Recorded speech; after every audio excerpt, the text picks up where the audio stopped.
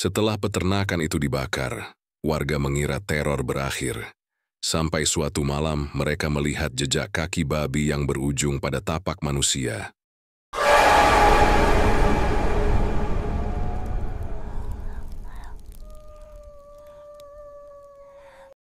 Desa Sumberjati sebenarnya desa yang tenang, dikelilingi sawah luas dan kebun pisang yang tampak hijau dari jauh. Setiap pagi hanya terdengar suara ayam dan gemericik air irigasi. Tapi 2 minggu terakhir suasana berubah. Udara di sekitar jalan menuju selatan desa mendadak terasa pengap. Dan dari arah peternakan babi milik Pak Surya, muncul bau aneh yang menusuk hidung, seperti bangkai busuk yang disiram minyak goreng basi. Ya awalnya warga hanya saling menuduh. Ada yang bilang itu karena pembuangan limbah kandang. Ada pula yang menuding sungai kecil di belakang peternakan sudah tercemar. Tapi Reno, pemuda yang rumahnya paling dekat dengan area itu, tahu betul. Bau itu bukan bau biasa. Setiap malam, baunya makin tajam seolah ada sesuatu yang sengaja dibakar atau dikubur setengah matang di tanah basah.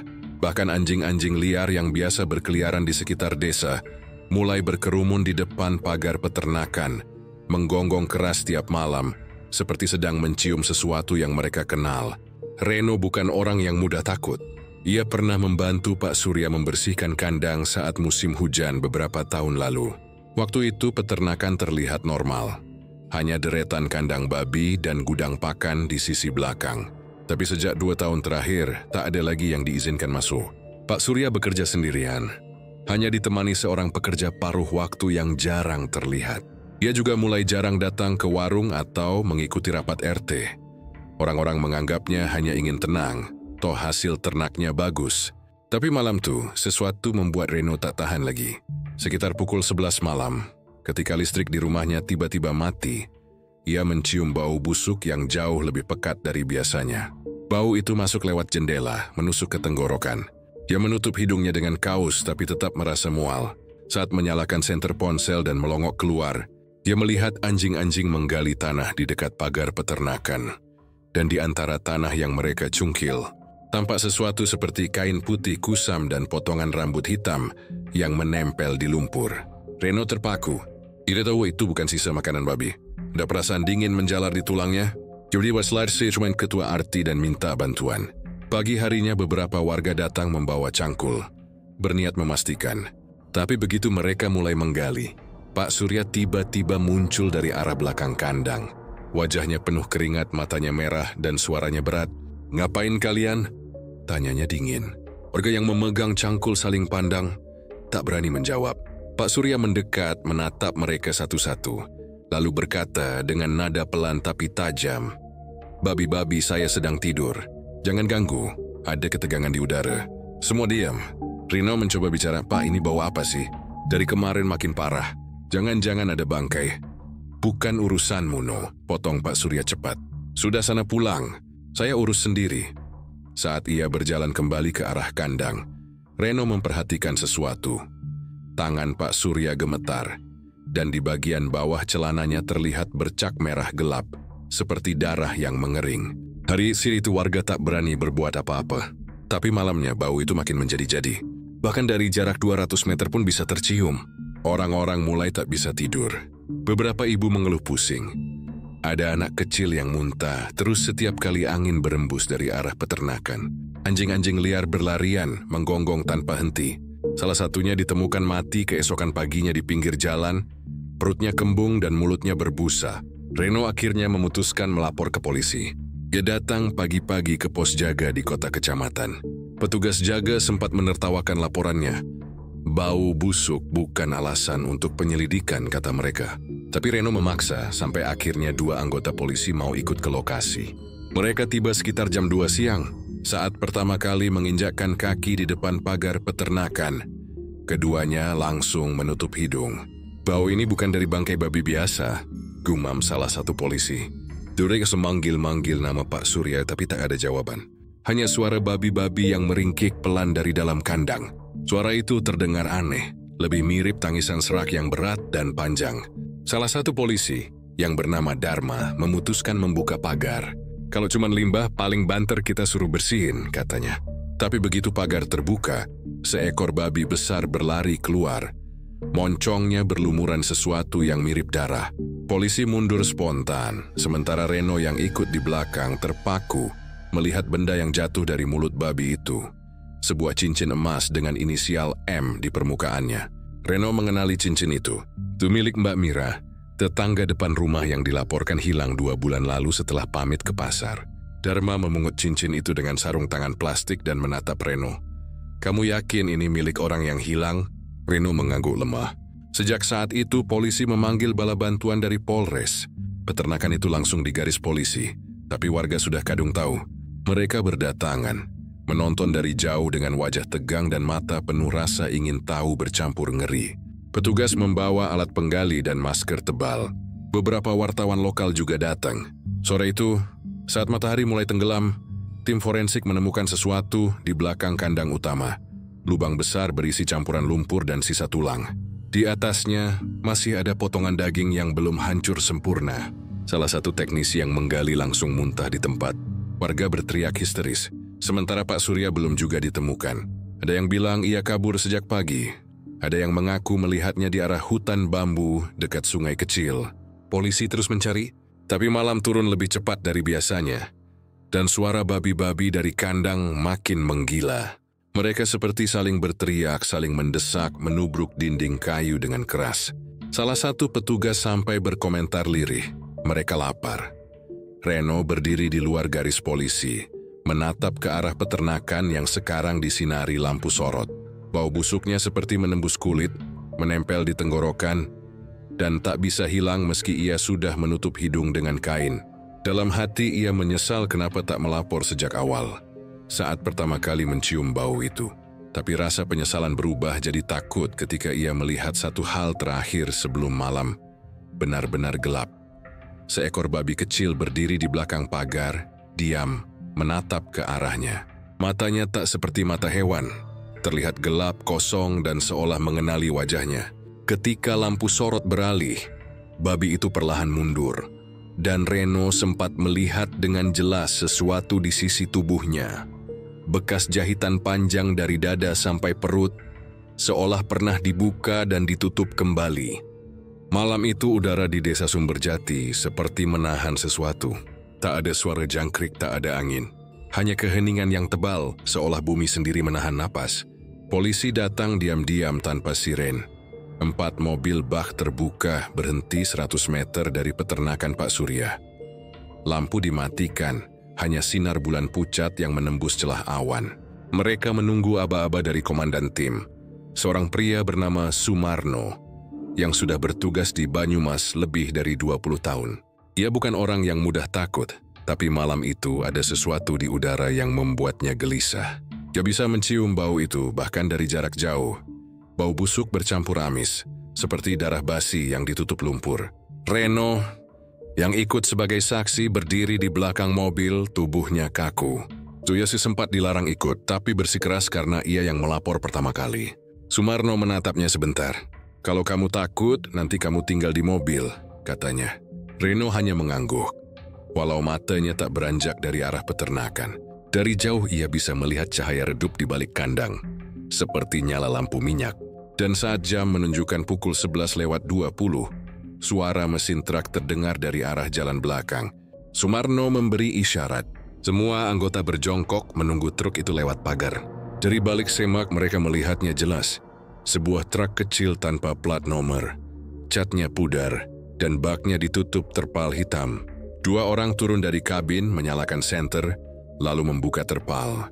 Satu demi satu mereka menurunkan karung besar warna hitam, menumpuknya di depan kandang belakang. Dari dalam, suara babi menggema, meraung keras seolah tahu makanan mereka datang. Salah satu pria membuka mulut karung dan tersenyum aneh. Sumarno memberi aba-aba. "Tangkap mereka sekarang." Polisi keluar serentak. Sorot lampu senter menembus gelap. "Polisi, angkat tangan!" teriak salah satu anggota. Kedua pria itu kaget. Salah satunya sempat berlari ke arah truk, tapi segera dijegal dan dipukul hingga jatuh.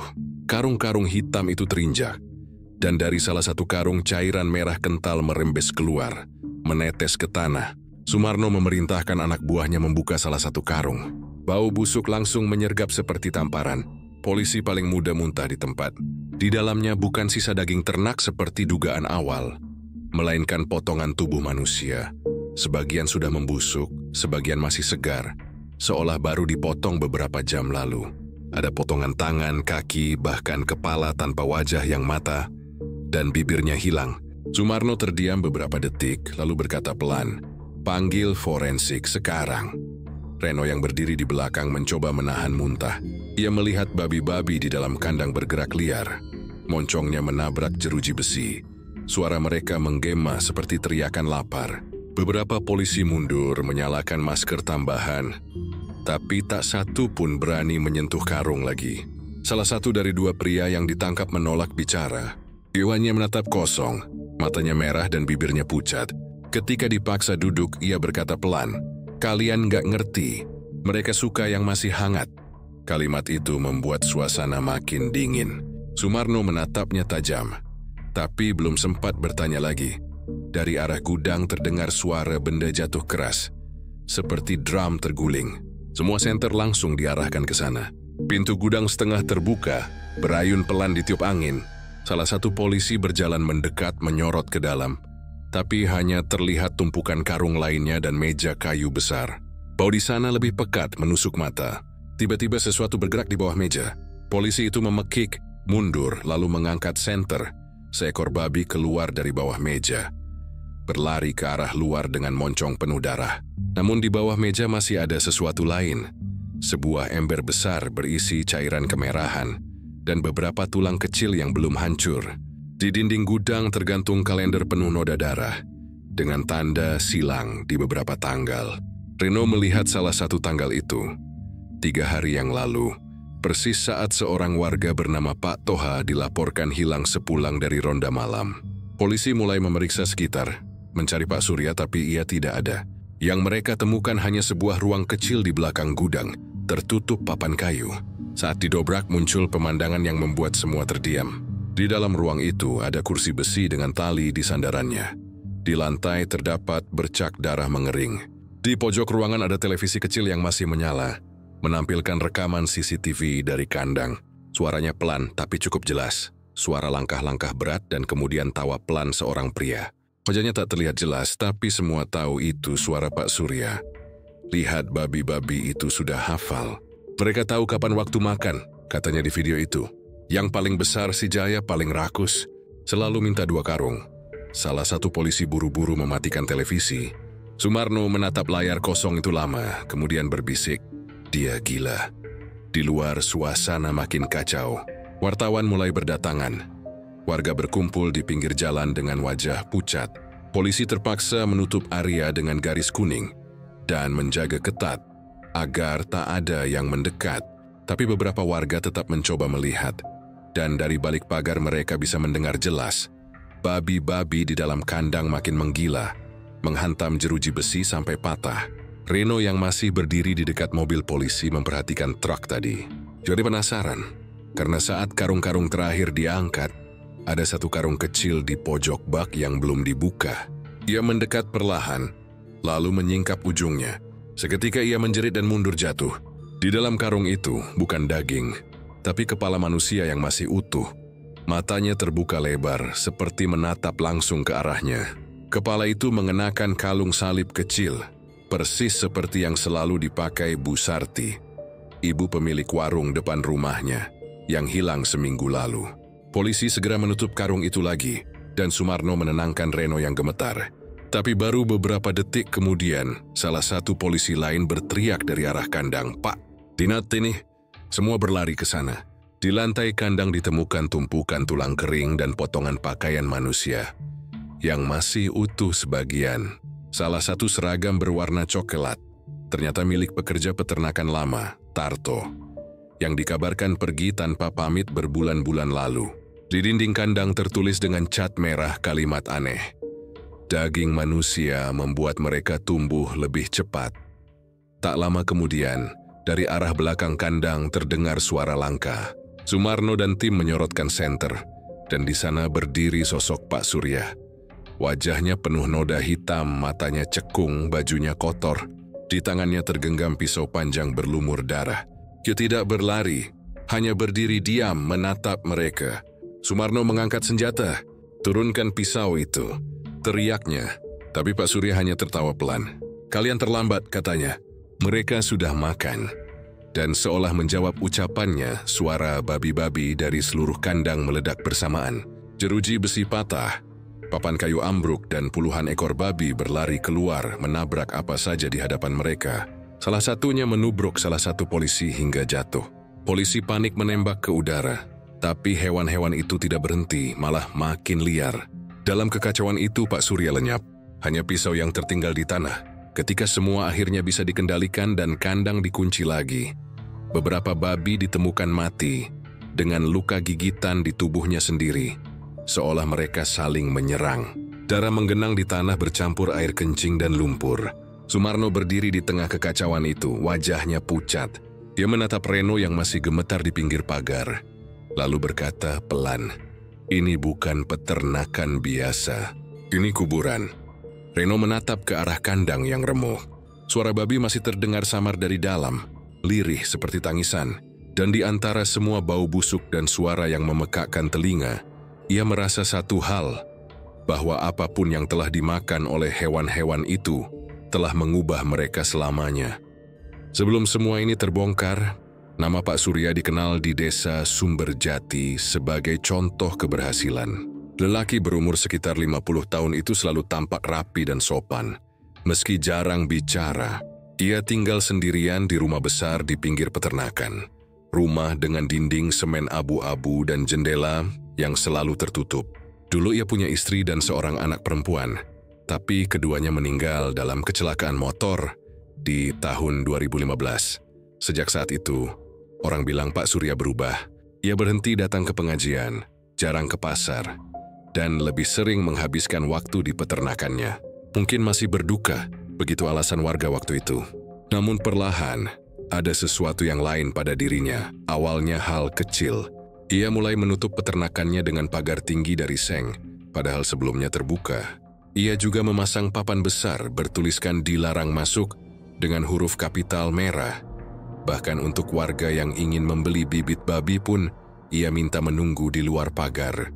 Setiap malam, ada suara truk kecil masuk sekitar jam 11. Tidak ada yang tahu siapa yang datang. Tapi beberapa warga sempat melihat bayangan orang-orang mengangkat karung-karung hitam dan menurunkannya ke belakang kandang. Saat ditanya, Pak Surya menjawab singkat, "Pakan khusus biar cepat besar. Karena memang babi-babinya tumbuh 2 kali lebih cepat dari peternak lain." Warga tak berani curiga lebih jauh. Orang-orang yang mengenalnya dulu bilang Pak Surya bukan tipe orang jahat. Dia pendiam tapi baik. Dulu ia sering membantu warga saat panen gagal, kadang meminjamkan uang tanpa bunga. Tapi setelah kematian istrinya, ia seperti kehilangan bagian dari dirinya. Dia main jadi dingin, tak peduli sekitar. Bahkan anak-anak yang lewat di depan rumahnya sering ketakutan, karena matanya selalu menatap kosong dari balik jendela. Ada rumor ia sering berbicara sendiri di kandang tengah malam. Kadang tertawa kecil, kadang seperti menenangkan seseorang. Salah satu warga, Pak Harto, pernah bercerita bahwa pada suatu malam, ia pulang dari ronda dan melihat Pak Surya di luar kandang sedang menatap tanah, memegang ember besar. Dari jauh Pak Harto mencium bau amis yang aneh, bukan seperti sisa makanan ternak. Ketika ia menyapa, Pak Surya menoleh cepat dan tersenyum, tapi senyumnya membuat bulu kuduk berdiri. Senyum kaku, datar, seperti tidak sampai ke matanya. Sejak malam itu, Pak Harto tak pernah lagi berani lewat jalan itu sendirian. Yang paling mencurigakan bagi warga adalah kemunculan beberapa orang asing di peternakan. Mereka bukan dari desa itu, bukan juga pembeli babi. Ada yang datang memakai pakaian laboratorium. Ada yang seperti sopir logistik. Tak satu pun dari mereka bicara dengan warga. Mereka hanya turun, membuka karung-karung dari truk, lalu pergi lagi sebelum subuh. Kadang terdengar suara mesin penggiling besar di dalam gudang, disusul bau aneh yang keluar lewat ventilasi. Suara itu terdengar hampir setiap malam. Beberapa anak muda desa sempat mencoba mengintip dari belakang hutan pisang, tapi mereka hanya bertahan sebentar. Dari sela papan pagar, mereka melihat sesuatu yang membuat mereka kabur ketakutan. Tumpukan daging menggantung seperti di rumah jagal, tapi bentuknya tak sepenuhnya seperti babi. Ada potongan tangan manusia di antaranya. Ketika mereka melapor ke orang tua mereka, tak ada yang percaya. Jemaah itu dianggap terlalu banyak menonton film horor. Tapi setelah kasus Reno dan penggerebekan itu, semua cerita lama muncul kembali dan potongan-potongan aneh itu mulai masuk akal. Pak Surya ternyata memiliki catatan yang rapi di dalam rumahnya. Polisi menemukan buku tebal di meja kerjanya setelah menggeledah. Isinya bukan laporan keuangan seperti dugaan awal, tapi daftar nama-nama orang yang pernah datang ke peternakan. Lengkap dengan tanggal, berat badan, dan catatan seperti lunak. Keras was baru 3 hari atau masih segar, di halaman terakhir tertulis, yang masih hangat memberi tenaga lebih besar. Di bawahnya terdapat tanda tangan Pak Surya sendiri. Dalam salah satu lemari terkunci, ditemukan botol kaca berisi cairan merah pekat dan beberapa potongan kecil jaringan tubuh yang diawetkan dengan cairan formalin. Di sampingnya ada foto-foto aneh. Babi-babi dengan ukuran tak wajar, kulit mereka lebih tebal, mata mereka terlihat lebih gelap. Di salah satu foto, tampak Pak Surya berdiri di samping babi raksasa dengan ekspresi puas.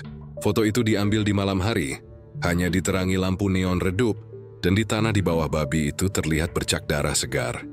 Tetangga sebelah rumahnya, Bu Reni, sempat mengatakan kepada polisi bahwa seminggu sebelum penggerebekan, ia mendengar suara seperti jeritan manusia dari arah peternakan. Jadi ikuti suara Pak Surya yang berkata pelan, "Sudah tenang, tumimtnas lag selesai." En mengira itu suara televisi atau radio. Tapi setelah kejadian, ia yakin yang ia dengar malam itu adalah jeritan orang sungguhan.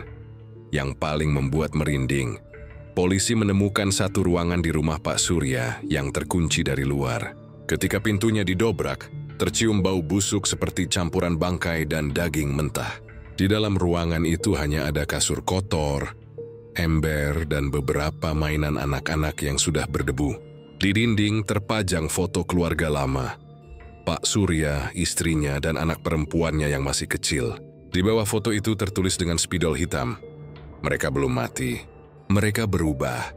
Dari hasil pemeriksaan forensik, diketahui bahwa sebagian besar potongan tubuh yang ditemukan di peternakan berasal dari orang-orang yang hilang di sekitar Banyumas dalam 2 tahun terakhir. Tapi ada sesuatu yang lebih aneh lagi. Beberapa potongan memiliki bekas luka operasi yang sangat rapi, seolah dilakukan oleh orang yang memiliki keterampilan medis. Polisi menduga Pak Surya tidak bekerja sendiri. Dugaan itu diperkuat dengan ditemukannya catatan transfer uang dalam jumlah besar dari rekening seseorang di luar kota. Nama pengirim disamarkan, tapi selalu memakai inisial RK, Reno, yang ikut membantu polisi dalam identifikasi, hanya bisa menatap semua bukti itu dengan tubuh gemetar. Ia teringat saat pertama kali datang ke peternakan untuk bantu-bantu dulu, 5 tahun lalu. Saudara itu Pak Surya pernah berkata sambil memberi makan babi, "Kamu tahu, No, hewan ini paling jujur. Dia nggak pilih-pilih makanan. Semua sama di matanya." Reno tak mengerti waktu itu, mengira itu hanya ucapan biasa. Tapi sekarang kata-kata itu berubah jadi kutukan di telinganya. Hari-hari setelah penggerebekan, warga menemukan banyak hal lain yang tak bisa dijelaskan. Tanah di sekitar kandang terasa lebih hangat dari biasanya. Dan ada serangga hitam kecil bermunculan dari tanah seperti belatung tapi bergerak cepat. Bau busuk masih belum hilang, meski peternakan disemprot berkali-kali. Seorang petugas kebersihan bahkan mengatakan saat mereka mengangkat sisa tulang di lubang belakang kandang, tanah di bawahnya tampak bergerak pelan seperti bernafas. Yang paling membuat semua orang tak bisa tidur adalah kejadian 3 malam setelah peternakan disegel. Salah satu warga yang tinggal paling dekat, Pak Yadi, mengaku melihat sosok mirip Pak Surya berdiri di balik pagar, menatap ke arah rumah-rumah. Tubuhnya kotor, wajahnya tidak jelas. Tapi sosok itu membawa ember, dan terdengar suara seperti daging yang dijatuhkan. Ketika ia menyalakan senter, sosok itu menghilang. Namun keesokan paginya, ia menemukan bekas langkah kaki besar di lumpur dekat pagar, bercampur jejak kuku babi. Penyelidikan resmi mencatat kasus itu sebagai kejahatan sadis, dengan motif ekonomi dan gangguan jiwa berat. Tapi bagi warga Sumberjati, ini lebih dari sekadar kejahatan. Mereka percaya sesuatu telah lahir dari peternakan itu. sesuatu yang bukan lagi manusia dan bukan sepenuhnya hewan. Mereka mulai percaya bahwa sebagian jiwa dari orang-orang yang dimakan babi-babi itu kini terjebak di tubuh hewan-hewan itu. Sampai hari ini, tak ada yang berani melewati area bekas peternakan setelah matahari terbenam. Orang-orang bilang kadang terdengar suara sendok mengaduk ember dan langkah sepatu berat di tanah basah. Bau amis sering muncul tiba-tiba, lalu hilang begitu saja. Dan setiap kali angin membawa aroma itu melewati rumah Reno, ia selalu menutup jendela rapat-rapat karena ia tahu bau itu bukan cuma bau bangkai, itu bau dosa yang belum selesai. Penyelidikan itu dimulai dari satu nama. Hari, seorang sopir ambulans paruh baya yang bekerja untuk sebuah rumah sakit swasta di kota sebelah, tempat di mana jenazah-jenazah tak dikenal sering dititipkan. Polisi memanggilnya untuk dimintai keterangan setelah nama, dan nomor kendaraannya muncul di daftar pengiriman logistik yang terkait dengan peternakan Pak Surya. Hari datang dengan wajah pucat. Tangannya gemetar ketika memegang cangkir kopi di ruang interogasi. "Saya cuma disuruh buang sisa anatomi, Pak." Begitu kalimat pertamanya. "Saya nggak tahu kalau itu dikasih buat makan babi." Dari sinilah kisah gelap itu mulai terbuka, perlahan tapi mengerikan. Rumah sakit tempat Hari bekerja ternyata punya reputasi yang janggal. Terletak di tepi jalan besar yang sepi, gedung itu selalu tampak suram walau siang hari. Banyak warga sekitar menyebutnya rumah sakit bayangan, karena tidak banyak yang tahu siapa pemiliknya dan bagaimana mereka bisa terus beroperasi tanpa izin resmi yang jelas. Menurut catatan kepolisian, rumah sakit itu sering menerima jenazah tanpa identitas dari berbagai daerah. Kecelakaan, korban pembunuhan, bahkan gelandangan yang meninggal di jalan. Biasanya, jenazah seperti itu akan dimakamkan oleh dinas sosial, tapi entah sejak kapan sebagian tidak pernah tercatat lagi keberadaannya. Hilang begitu saja. Dari dokumen keuangan yang berhasil disita polisi, ditemukan transaksi mencurigakan setiap 2 minggu sekali. Uang dalam jumlah tidak besar, tapi rutin dikirimkan ke rekening seseorang bernama Surya P. Inisial yang identik dengan sang pemilik peternakan. Jumlahnya memang kecil untuk ukuran transaksi ilegal, tapi konsisten, seperti pembayaran langganan. Ketika polisi menggali lebih dalam, mereka menemukan jaringan oknum yang mengatur semua itu. Ada petugas kamar mayat, ada dokter yang bertugas menandatangani surat keterangan kematian, dan tentu saja para sopir yang bertugas mengangkut barang keluar rumah sakit. Semua mengaku hanya menjalankan perintah. Tidak satu pun yang tahu kemana potongan tubuh itu sebenarnya dibawa. Setidaknya sebelum kasus ini meledak, dalam pemeriksaan, Hari akhirnya mengakui sesuatu yang membuat semua petugas di ruang interogasi terdiam lama. Yuridi mengaku bahwa kadang, ia tidak hanya membuang potongan tubuh ke lokasi pembuangan sampah medis. Ada kalanya ia mendapat pesan singkat dari seseorang dengan nomor tak dikenal. Pesannya singkat tapi jelas, antar ke kandang belakang. Dan di bawah pesan itu selalu ada satu kata sandi, pakan. Hari tidak pernah berani bertanya. Setiap kali ia datang ke peternakan itu, Pak Surya atau salah satu pekerjanya sudah menunggunya. Mereka tidak bicara banyak, hanya mengisyaratkan ke arah pintu samping kandang. Di sana sudah ada tong besar, seperti drum logam, setengah berisi cairan hitam kental yang baunya menusuk hidung. Hari hanya menumpahkan isi karung ke dalam drum itu, lalu menerima amplop kecil berisi uang tunai. Ia tak pernah mau tahu lebih jauh. Namun malam ketika Reno melapor ke polisi, Hari tidak bisa tidur. Ia mendengar kabar bahwa bau busuk di peternakan itu akhirnya menarik perhatian warga. Ia tahu cepat atau lambat semuanya akan terbongkar. Ia pun menyerahkan diri dengan wajah penuh ketakutan. Seolah tahu bahwa apa yang ia lakukan telah memanggil sesuatu yang jauh lebih mengerikan dari sekadar hukum manusia. Sementara itu, penyelidikan di rumah sakit makin dalam. Polisi menemukan bahwa setiap jenazah tanpa identitas yang masuk selalu dicatat oleh seseorang bernama Dr. Seno, seorang dokter bedah yang sudah tidak aktif di organisasi kedokteran resmi. Ketika diinterogasi, Dr. Seno menyangkal semua tuduhan, tapi dari rekaman CCTV yang disita di ruang bawah tanah, tampak dirinya bersama 2 orang lain sedang memotong bagian tubuh manusia di meja operasi. Bukan untuk keperluan medis, melainkan seperti sedang memilah bagian yang bisa dipakai. Salah satu potongan tubuh itu tampak dimasukkan ke dalam kantong hitam yang sama persis dengan karung yang ditemukan di peternakan babi. Dari laporan forensik terungkap fakta lain yang membuat bulu kuduk meremang. Beberapa potongan tubuh yang ditemukan di peternakan menunjukkan tanda-tanda bahwa dagingnya telah dimasak sebagian. Ada jejak panas gosong di pinggir jaringan otot dan sisa minyak hewani. Artinya seseorang telah memanaskannya sebelum diberikan kepada babi-babi itu.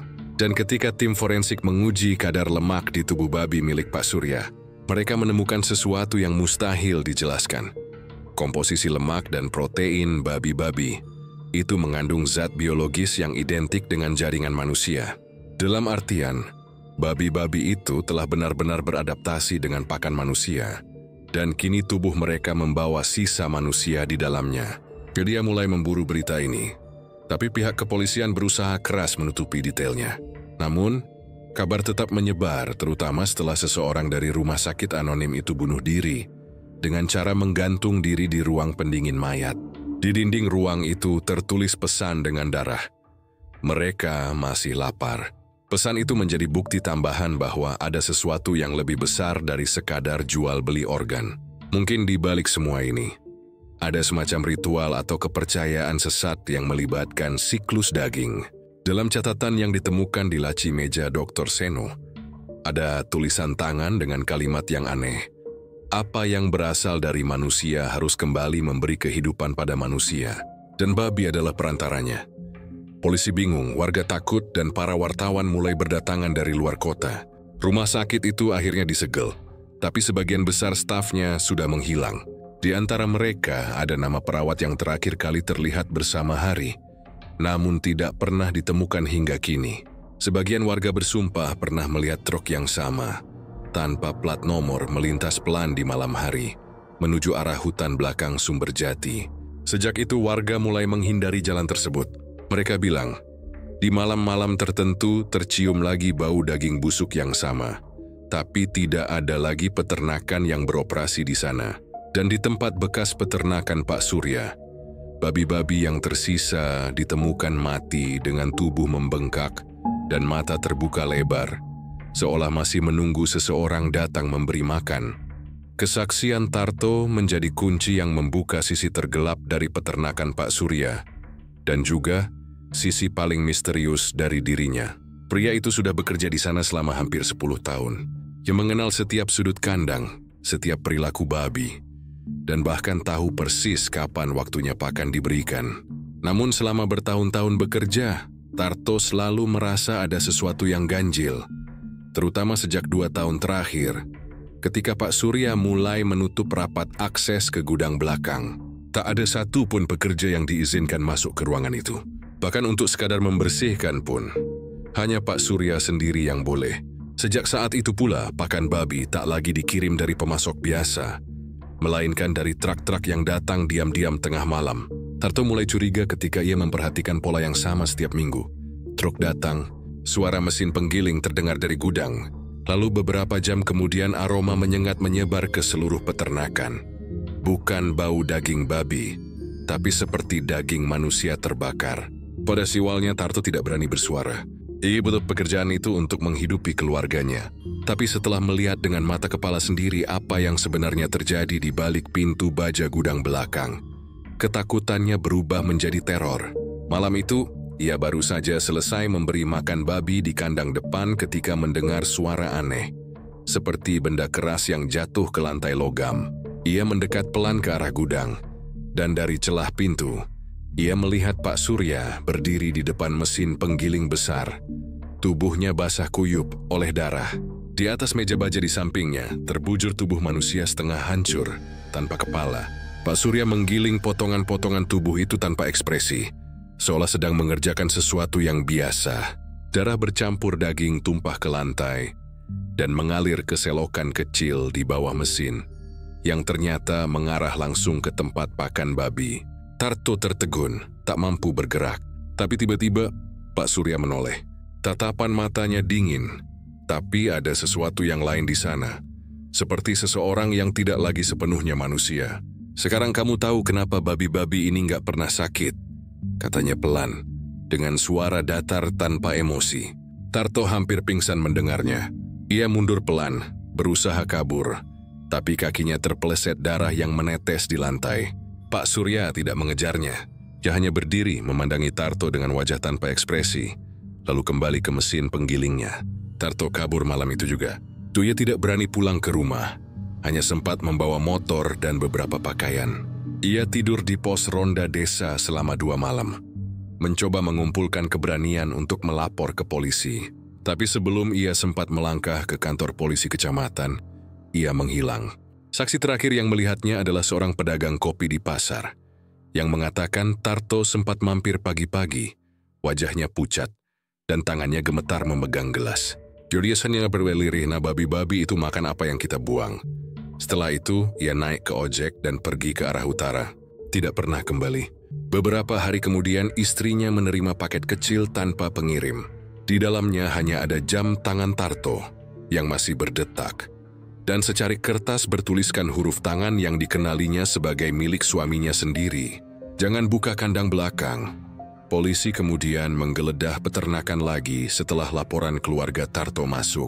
Namun anehnya, tidak ada jejak keberadaan pria itu. Tidak ada bekas perkelahian, tidak ada darah, tidak ada tanda ia pernah kembali ke sana. Tapi salah satu penyidik menemukan sesuatu di dalam salah satu tong pakan yang belum dibersihkan.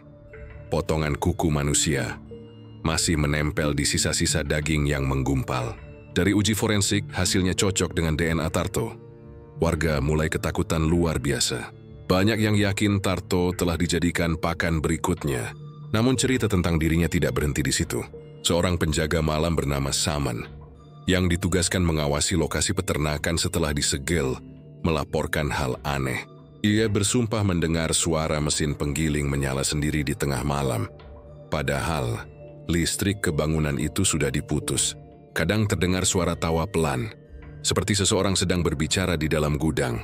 Ketika Saman mendekat, suara itu berhenti, dan dari celah pintu ia mencium aroma daging busuk yang sama seperti yang dulu membuat warga melapor pertama kali. Malam berikutnya ia mendengar suara lain, suara yang membuatnya hampir gila. Suara itu terdengar seperti erangan manusia, yang diselingi suara babi melenguh, bergantian seolah bercampur jadi satu. Ia lari meninggalkan pos jaga malam itu juga, dan esoknya ia menolak kembali bertugas. Polisi yang datang pagi harinya menemukan bekas tapak kaki di sekitar gudang, tapi bukan milik manusia sepenuhnya. Tapak itu menyerupai bentuk kaki babi, namun lebih panjang, dengan 5 jari dan bekas kuku di ujungnya, seperti kaki makhluk setengah manusia. Dari sanalah muncul desas-desus baru di Desa Sumberjati. Orang-orang mulai percaya bahwa Pak Surya telah melakukan sesuatu yang melampaui nalar, bahwa ia tidak sekadar menggunakan daging manusia sebagai pakan, tapi juga mencoba mencampurkan keduanya. Ada yang bilang ia percaya bahwa daging manusia membuat babinya tumbuh lebih pintar, bahkan lebih kuat, dan ia ingin menciptakan hewan yang bisa menggantikan manusia suatu hari nanti. Tapi semua itu masih sebatas dugaan. Sampai satu malam seorang warga melihat sesuatu yang menakutkan di jalan dekat bekas peternakan. Ia melihat seekor babi berjalan pincang di pinggir jalan, tapi yang membuatnya lari ketakutan bukanlah ukurannya, melainkan matanya. Karena di sana ia melihat sepasang mata manusia dengan tatapan ketakutan seperti sedang meminta tolong. Sejak malam itu, tak ada lagi yang berani mendekati tempat itu. Peternakan Pak Surya tetap sunyi, tapi setiap kali hujan turun, warga bersumpah mencium bau daging busuk bercampur darah yang mengalir dari arah kandang belakang. Dan di antara gemuruh petir, kadang terdengar suara samar, seperti seseorang berbisik dari dalam tanah. "Sekarang kamu tahu." Interogasi terhadap Pak Surya dilakukan di ruang tertutup di Polres Banyumas. Sejak ditangkap, pria itu tidak banyak bicara. Wajahnya datar, matanya kosong, dan tangan yang diborgol di atas meja tidak bergerak sama sekali. Polisi mencoba berbagai cara, dari bujukan halus hingga tekanan psikologis, namun semua gagal. Ia duduk diam selama hampir 12 jam, tanpa makan, tanpa minum, tanpa ekspresi. Hingga akhirnya ketika salah satu penyidik dengan nada tinggi mengatakan, "Kalau kamu nggak ngomong, kami anggap kamu gila." Pak Surya perlahan mengangkat kepalanya. Bibirnya bergerak pelan, suaranya berat dan datar. Mereka semua pantas jadi makanan. Ruangan mendadak sunyi. Semua petugas berhenti menulis, hanya terdengar detik jam di dinding. Salah satu penyidik mencondongkan tubuh, berusaha tenang. "Siapa yang kamu maksud mereka?" tanya penyidik. Pak Surya tersenyum samar. Senyum yang terasa lebih seperti ancaman. "Orang-orang yang dulu datang padaku, memohon bantuan lalu menusuk dari belakang, mereka yang makan hasil kerjaku, lalu meninggalkanku di lumpur. Sekarang gantian mereka yang dimakan." Kalimat itu membuat bulu kuduk berdiri. Polisi segera memeriksa rumah dan kantor kecil Pak Surya yang berada di dalam area peternakan. Di sana mereka menemukan buku catatan lusuh berisi daftar nama dan tanggal. Awalnya terlihat seperti jadwal pemberian pakan, tapi semakin dibaca, semakin jelas bahwa itu bukan sekadar daftar logistik. Di setiap halaman tercatat nama seseorang, beberapa di antaranya warga desa Sumberjati, sementara lainnya dari luar daerah. Di sebelah nama-nama itu tertulis tanggal dan catatan kecil seperti diselesaikan, dikirim malam atau campuran terakhir. Saat nama-nama itu dicocokkan dengan data kepolisian, hasilnya mencengangkan. Hampir semuanya adalah orang yang pernah dilaporkan hilang dalam 2 tahun terakhir. Ada pedagang sapi yang sempat berselisih soal harga tanah dengan Pak Surya. Ada pegawai koperasi yang dulu menolak pinjaman modalnya. Ada pula seorang tukang jagal yang dikenal sering menipu berat timbangan daging.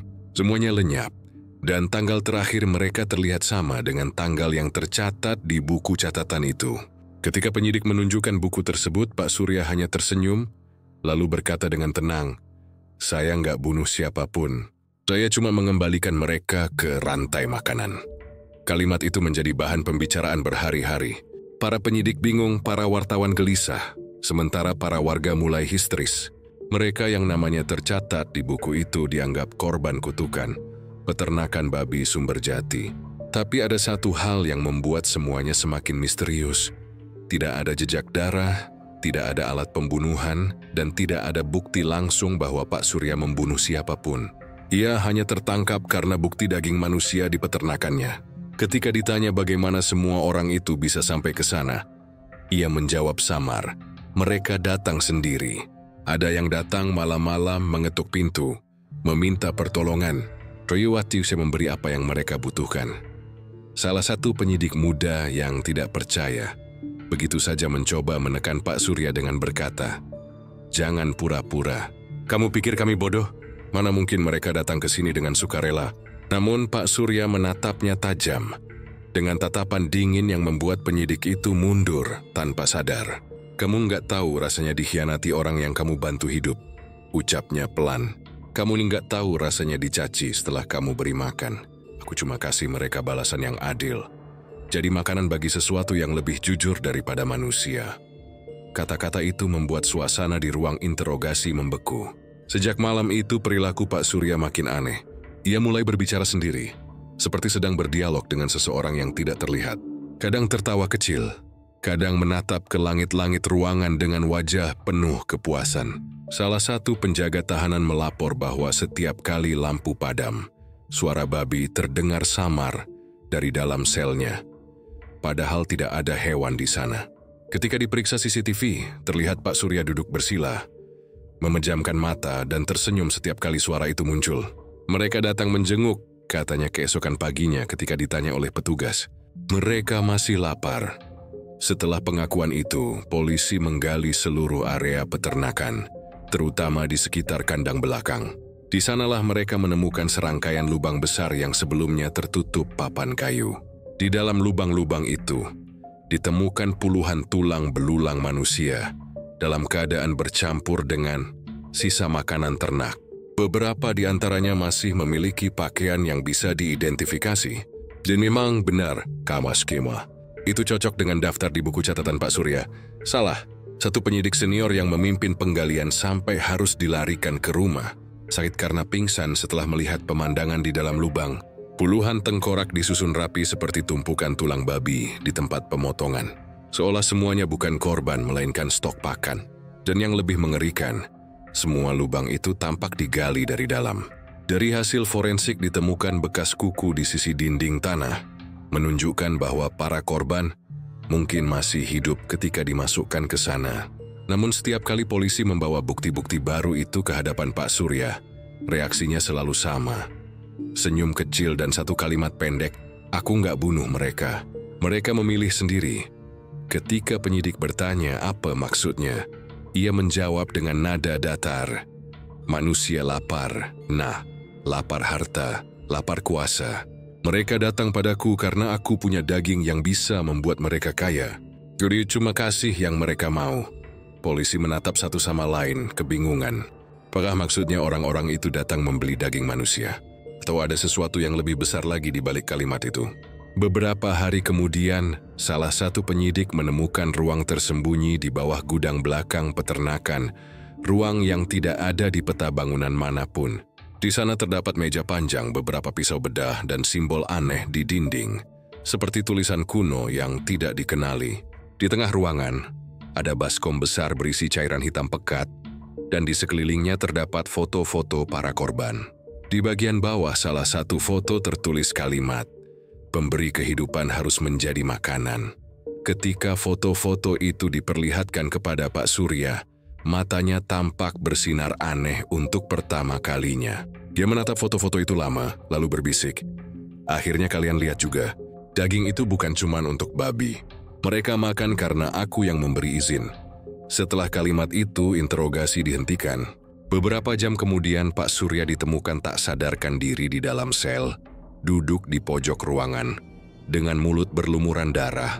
Di dinding tertulis dengan jari, "Sumberjati belum kenyang."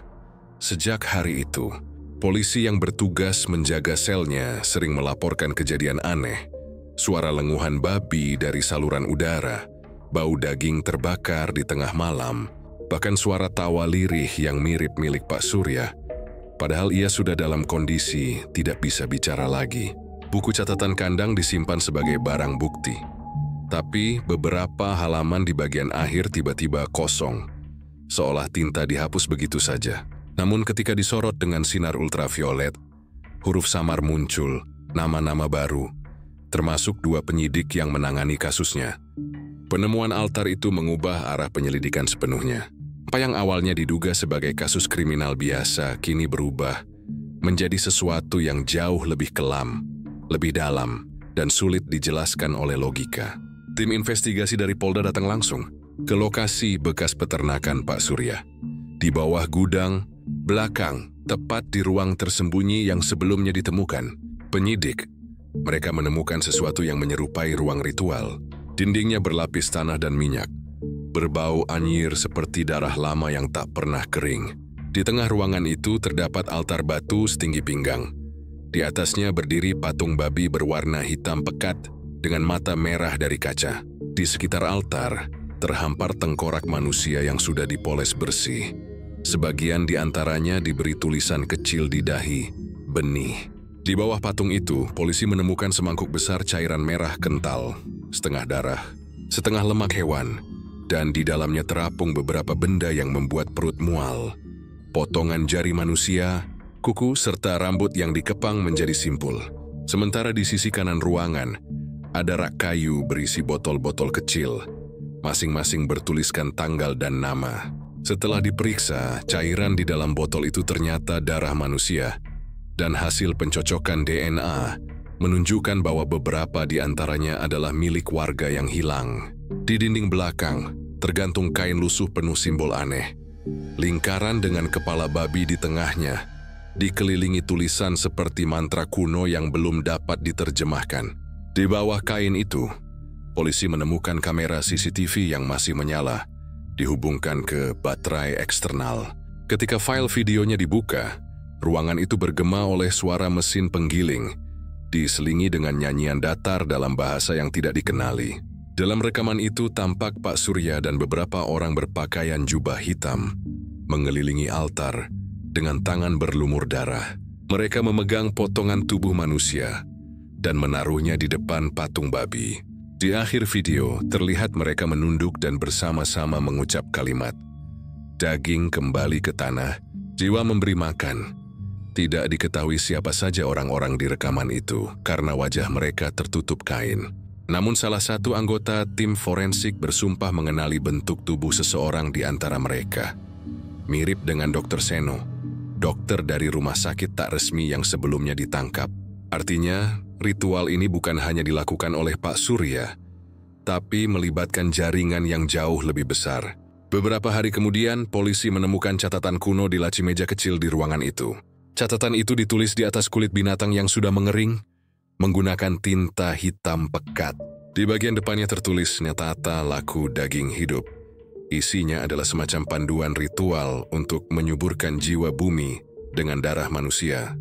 Salah satu halaman menyebutkan bahwa babi dianggap sebagai makhluk penyeimbang, hewan yang bisa menelan kotoran dunia dan mengubahnya menjadi energi baru.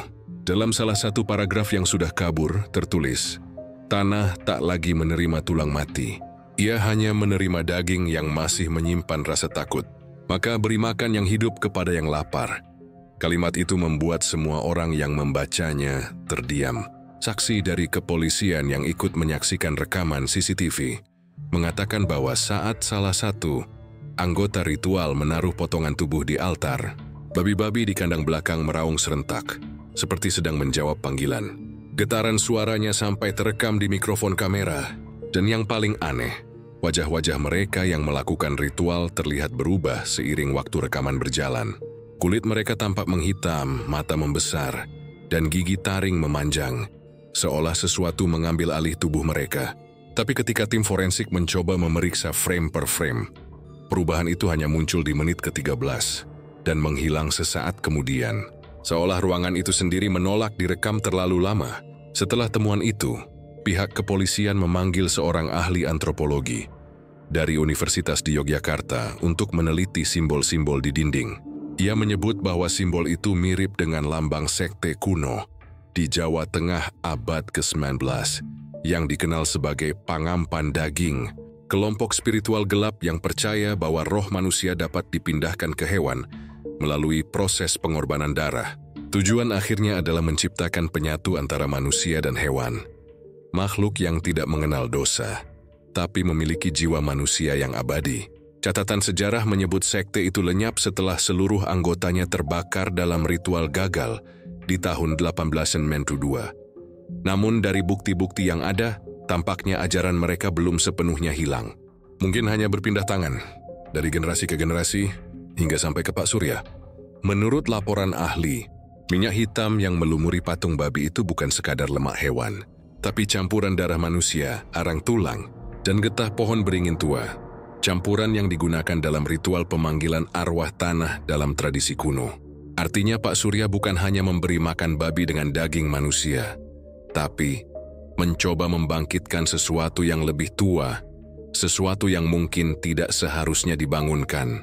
Saat polisi menutup lokasi dan membawa semua barang bukti, hal aneh kembali terjadi. Salah satu anggota tim yang mengangkat patung babi itu tiba-tiba menjerit kesakitan. Kulit tangannya melepuh seperti tersiram air panas. Ketika diperiksa, di telapak tangannya muncul bekas goresan seperti bentuk wajah babi.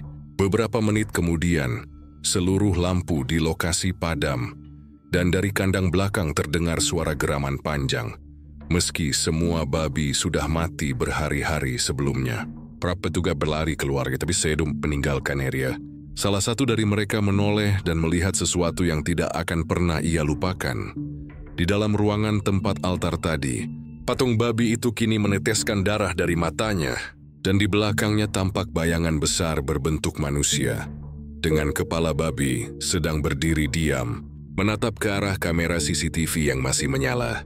Ketika rekaman kamera itu diperiksa keesokan harinya, gambar di menit terakhir tidak menunjukkan patung atau bayangan apapun.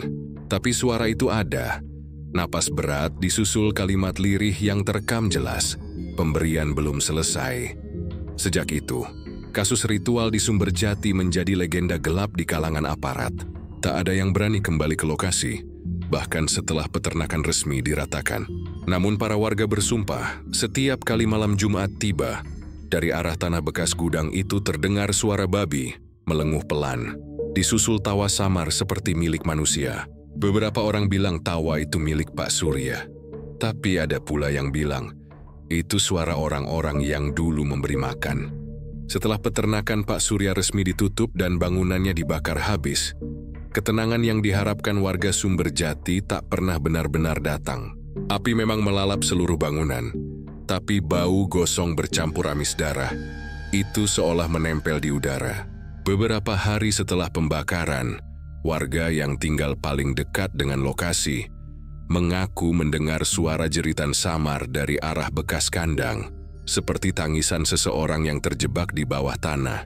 Awalnya mereka mengira itu hanya ilusi akibat trauma, tapi ketika anjing-anjing kampung terus menggonggong ke arah yang sama setiap malam, ketakutan pun berubah menjadi keyakinan bahwa sesuatu belum benar-benar berakhir. Malam setelah pembakaran, langit di atas Sumberjati tertutup kabut pekat.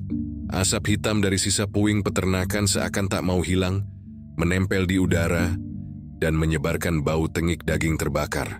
Di pagi harinya, beberapa warga mendapati sumur-sumur mereka mengeluarkan air berwarna kecoklatan. Petugas lingkungan datang memeriksa, tapi tidak menemukan sumber pencemaran. Anehnya ketika air itu dituang ke tanah, serangga-serangga di sekitarnya langsung mati. Kabar ini cepat menyebar, membuat warga makin panik. Rumah-rumah di sekitar lokasi mulai dikosongkan. Banyak yang memilih pindah ke desa tetangga, membawa anak-anak mereka jauh dari lahan bekas peternakan. Tapi tak semua bisa pergi. Beberapa warga lanjut usia menolak meninggalkan rumah, dengan alasan disitulah mereka lahir dan akan mati. Dan dari merekalah laporan-laporan aneh mulai bermunculan. Salah satu warga tua bernama Mbok Rini mengaku setiap malam mendengar suara ketukan di jendela rumahnya, seperti kuku hewan yang menggaruk perlahan. Ketika ia memberanikan diri mengintip lewat celah tirai, ia melihat siluet seekor babi besar berdiri di halaman. Tapi yang membuat darahnya membeku adalah bentuk kakinya. Babi itu tidak berkuku, melainkan seperti telapak kaki manusia, lengkap dengan jari-jari. Ia menjerit sekuat tenaga hingga tetangganya datang. Tapi saat pintu dibuka, halaman itu kosong. Hanya ada bekas lumpur berbentuk kaki yang aneh. Separuh hewan, separuh manusia. Pihak kepolisian kembali ke lokasi, berusaha memastikan tidak ada binatang liar tersisa. Mereka menemukan beberapa jejak kaki di sekitar hutan kecil, di belakang peternakan, bercampur dengan bekas seretan tanah seperti tubuh besar yang diseret paksa. Namun jejak itu berhenti di tepi sungai, seolah sesuatu berjalan ke dalam air dan lenyap begitu saja. Seorang petugas yang ikut penyisiran bersumpah sempat melihat sesuatu bergerak di bawah permukaan air. Bayangan besar berwarna hitam kemerahan, seperti tubuh babi tapi dengan lengan panjang yang tampak jelas memiliki jari manusia. Yang lain gak berani menunggu lama, langsung mundur dan meminta penyisiran dihentikan. Tak lama setelah kejadian itu, hujan besar turun selama 3 hari berturut-turut. Sungai meluap dan airnya menggenangi sebagian ladang milik warga. Anehnya, setelah air surut, beberapa tanaman di sekitar bekas aliran sungai tumbuh jauh lebih cepat dari biasanya. Pohon pisang berbuah 2 kali lipat. Padi menguning sebelum waktunya. Warga yang tersisa menganggap itu anugerah. Tapi orang-orang yang tahu sejarah peternakan itu merasa ada sesuatu yang salah. Seorang pemuda bernama Darman yang penasaran dengan fenomena itu mencoba menggali tanah di dekat sungai. Tak sampai 1 meter, cangkulnya menghantam sesuatu yang lembek. Ketika ia singkirkan lumpur di atasnya, yang muncul bukan batu atau akar, melainkan sepotong daging merah berlendir dengan bentuk menyerupai tangan manusia. Darman pingsan di tempat. Setelah sadar, ia tak berhenti mengigau tentang babi-babi yang memanggil dari bawah tanah. 3 hari kemudian Darman menghilang. Jejak kakinya ditemukan menuju arah sungai, bercampur antara telapak kaki manusia dan bekas kuku babi. Polisi mencoba menenangkan warga, tapi rasa takut sudah menyebar seperti wabah. Setiap malam, suara-suara aneh terdengar dari arah hutan. Dengusan berat, langkah pelan di tanah basah, dan kadang-kadang suara tertawa lirih seperti manusia. Para penduduk yang masih bertahan menutup jendela dengan papan dan menyalakan dupa setiap malam, berharap bau asap bisa menutupi aroma amis yang sesekali terbawa angin. Salah satu laporan paling mengerikan datang dari seorang warga bernama Sarti.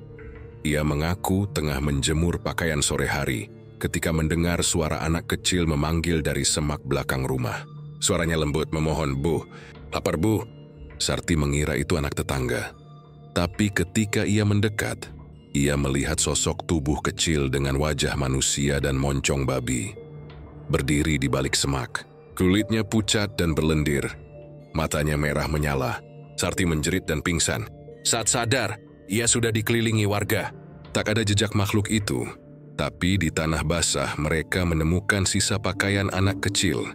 Robek, berlendir, dan berbau busuk seperti bangkai lama. Setelah kejadian itu, kepala desa memutuskan untuk menutup seluruh akses menuju bekas peternakan. Namun larangan itu tak mampu menghentikan rasa penasaran sebagian orang. Beberapa pemburu hutan lokal nekat masuk ke area tersebut, berharap menemukan babi jadi-jadian yang katanya bisa dijual mahal di pasar mistik. Tak ada satupun dari mereka yang kembali. Seminggu kemudian, warga menemukan sepeda motor salah satu pemburu tergeletak di tepi hutan dengan tangki bensin penuh, tapi kursinya penuh bercak darah kering. Anehnya, di atas jok motor itu ditemukan potongan telinga manusia yang masih segar, seperti baru saja dipotong. Setelah itu, tak ada lagi yang berani masuk hutan. Namun gangguan justru semakin parah. Hewan ternak milik warga mati satu persatu. Setiap bangkai ditemukan dengan bagian perut robek, organ di dalamnya hilang. Di beberapa tubuh kambing yang mati, ditemukan bekas gigitan yang terlalu besar untuk ukuran hewan biasa. Saksi mata yang sempat melihat dari kejauhan menggambarkan sosok besar, berbulu gelap berjalan dengan 4 kaki. Namun, di saat yang sama, tubuh bagian atasnya tampak seperti manusia membungkuk. Mereka menyebut makhluk itu babi berjalan. Masyarakat mulai percaya bahwa babi-babi Pak Surya yang kabur telah berubah, membawa sisa-sisa roh manusia yang pernah menjadi santapan mereka. Keyakinan itu diperkuat ketika salah satu warga menemukan seekor babi mati di kebun. Tapi di wajahnya terdapat bentuk yang menyerupai ekspresi manusia sedang menjerit. Setelah itu banyak yang percaya bahwa tanah Sumberjati sudah tidak suci lagi. Para ustaz dan pendeta datang silih berganti mencoba menenangkan warga. Namun setiap kali mereka melakukan doa bersama di lokasi, peralatan doa rusak satu persatu. Ada yang terbakar, ada yang berkarat mendadak. Bahkan suatu kali ketika seorang ustaz berani mengumandangkan azan di tengah bekas peternakan, mikrofon yang ia gunakan meleleh perlahan seolah terkena panas ekstrim. Sejak saat itu tempat itu dianggap terkutuk. Dinas daerah berencana membangun pos pengawasan di sekitar sungai untuk memastikan keamanan. Tapi pekerja yang ditugaskan tidak bertahan lama. 2 dari mereka mengundurkan diri setelah mengaku bermimpi didatangi sosok babi besar dengan mata manusia, berbisik di telinganya, "Kami masih lapar." Kini, lahan bekas peternakan itu dibiarkan kosong. Rumput liar menutup jalan, dan udara di sekitarnya selalu terasa lebih lembab dari tempat lain. Kadang jika seseorang nekat melewati sana pada malam hari, mereka akan mencium bau anyir samar. Dan dari kejauhan terdengar suara langkah berlumpur, seolah ada sesuatu berjalan di antara pepohonan. Toge yang tahu ceritanya akan menunduk dan berbisik pelan, "Jangan lihat ke belakang," sebab katanya mereka yang menoleh akan melihat babi dengan wajah manusia tersenyum sebelum semuanya gelap. Laras menatap paket itu lama, bahkan setelah ia tahu apa isinya. Bau amis menusuk hidungnya, menempel di tenggorokan membuatnya hampir muntah. Tapi ada sesuatu di balik rasa jijik itu. Rasa ingin tahu yang lebih kuat. Ia jurnalis dan instingnya tahu ini bukan ancaman biasa. Ini pesan. Ia mengambil sarung tangan lateks dari laci dapur dan memindahkan potongan daging itu ke wadah bening. Warnanya merah tua dengan serat kasar yang tampak seperti otot manusia. Tapi itu tidak mungkin, pikirnya, menolak gagasan yang muncul di kepalanya. Laras membawa wadah itu ke meja, menatap kertas kecil yang dilipat rapi. Tulisan tangan di atasnya tampak terburu-buru, tapi jelas terbaca. Mereka masih lapar. Ia menatap keluar jendela, ke halaman belakang rumahnya yang gelap. Tak ada apapun, hanya bayangan pohon pisang bergoyang diterpa angin malam. Namun ia merasa seolah ada yang memperhatikannya dari balik kegelapan. Malam itu, Laras duduk di depan laptopnya, menulis draft artikel tentang kasus Pak Surya yang baru saja dinyatakan ditutup. Polisi telah menyatakan tidak ada tersangka lain, tidak ada jaringan, dan tidak ada bukti tambahan. Tapi Laras tahu, dari semua data yang ia kumpulkan, sesuatu masih belum tuntas. Ada foto hasil investigasi yang disensor oleh pihak berwenang. Ada laporan warga yang diabaikan. Dan kini, dengan paket itu, Laras yakin seseorang ingin mengatakan padanya bahwa cerita ini belum selesai. Saat jarum jam menunjukkan pukul 12:13, Laras mendengar suara aneh, seperti dengusan hewan, berat dan basah, datang dari arah belakang rumah. Ia mematikan musik di laptopnya, menahan napas. Suara itu berhenti, lalu terdengar lagi, lebih dekat disertai suara langkah berlumpur di teras. Dia berdiri pelan, meraih senter dari meja dan berjalan menuju pintu belakang. Begitu lampu senter dinyalakan, sinarnya menembus kaca buram pintu. Ada bekas lumpur basah di lantai luar. Ia membuka pintu dengan hati-hati. Sinar senter bergerak pelan menyapu halaman. Tak ada siapa-siapa, hanya jejak kaki basah di tanah. Dan di ujungnya jejak itu berubah bentuk. Awalnya seperti telapak kaki manusia, tapi kemudian perlahan berganti menjadi cetakan kuku babi. Laras mundur satu langkah. Angin malam berhembus dingin. Johnny menutup pintu cepat-cepat dan mengunci semuanya. Tapi dari arah dapur ia mendengar suara duh, seperti sesuatu memukul kaca jendela. Dia berbalik, sinar senter bergetar di tangannya. Di balik kaca, samar terlihat wajah seseorang, tidak sepenuhnya manusia. Kulitnya pucat berlendir, matanya merah seperti bara, dan di bawah hidungnya ada moncong babi yang menggeliat perlahan. Laras menjerit dan menjatuhkan senter. Cahaya bergulir di lantai, menyorot kaki makhluk itu. Ia melihat lumpur menetes dari kuku dan jari, karena kaki itu setengah manusia. Nafasnya terengah-engah. Dari luar terdengar suara gesekan, seperti kuku menggaruk dinding. Lalu suara berat berbisik, "Kau yang menulis tentang kami. Sekarang tulislah tentang lapar kami." Laras menangis menutup telinganya. Tapi suara itu tidak berhenti. Ia meraih ponselnya dan menelpon salah satu rekannya di redaksi, Rio. Tapi sambungan itu hanya berdering. Di seberang terdengar suara berisik seperti napas hewan, lalu sambungan terputus. Ia menboal lagi, tapi kali ini ponselnya mati total meskipun baterainya masih penuh. Ketika ia menoleh ke arah laptop, layar yang tadi menampilkan draft artikelnya kini berubah menjadi hitam. Lalu muncul satu kalimat di tengah layar. "Jangan berhenti menulis, Laras." Hurufnya seperti diketik sendiri satu persatu dengan jeda yang teratur. Dia membeku, menatap layar. Lalu muncul lagi tulisan baru. "Kami ingin didengar." Laptop itu tiba-tiba mati, hening. Tapi keheningan itu hanya bertahan beberapa detik. Dari luar jendela terdengar suara babi meraung. Bukan seperti babi biasa, tapi panjang. Berat seperti jeritan manusia yang tertahan. Laras gemetar, tubuhnya kaku. Lalu tiba-tiba suara ketukan datang dari depan rumah. 3 kali, pelan tapi teratur. Ia berjalan ke ruang tamu dengan langkah gontai. Menempelkan telinga ke pintu. Tak ada suara. Tapi dari celah bawah pintu, menetes cairan berwarna merah tua. Ia mundur perlahan, membiarkan matanya menelusuri jejak itu ke tengah lantai. Darah itu membentuk garis melingkar, seperti simbol yang pernah ia lihat di foto altar peternakan Pak Surya. Di tengah lingkaran itu, muncul tulisan samar, "Sumber Jati belum selesai."